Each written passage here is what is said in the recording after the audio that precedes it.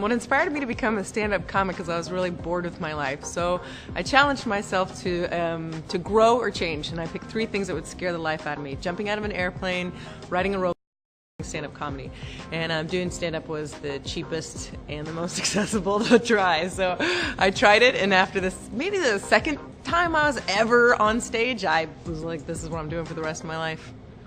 I'd say the comics that inspire my style these days is I really have in the past few months really looked at Lucille Ball and Carol Burnett, you know.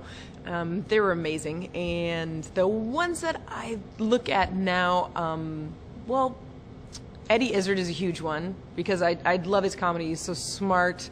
You know, stuff about science and history thrill me. And I love that he can be fully expressive of himself and make a living. And I just think that's awesome that somebody can go and make a living doing it. It's awesome. And another one that I love is Hugh Fink, and he's was just recently on David Letterman, and I'm very lucky to be paired with him for a script that I've written, a pilot that I wrote that's called Shockingly Geographic, that pairs together science and comedy, and I meshed them together and I made a pilot, and I've got Bob Zaney behind it and Hugh Fink, and so we're pushing that out in the near future. So that's pretty cool. Describe my style? I don't know. You tell me.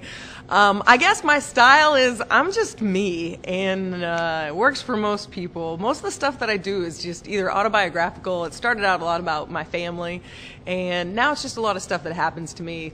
You know, signs I see on the side of the road that I think are ridiculous, or I do a lot of traveling these days in airports, airport art that I find funny, or just, you know, just weird things that happen to me. And people always go, oh, you could use this in your act. Oh, you think, you know, I should talk to you. You should use me in your act. I'm like, you don't want me to use you in my act. It's really stuff that ticks me off is usually what makes it in the act. So keep talking and maybe I'll use you.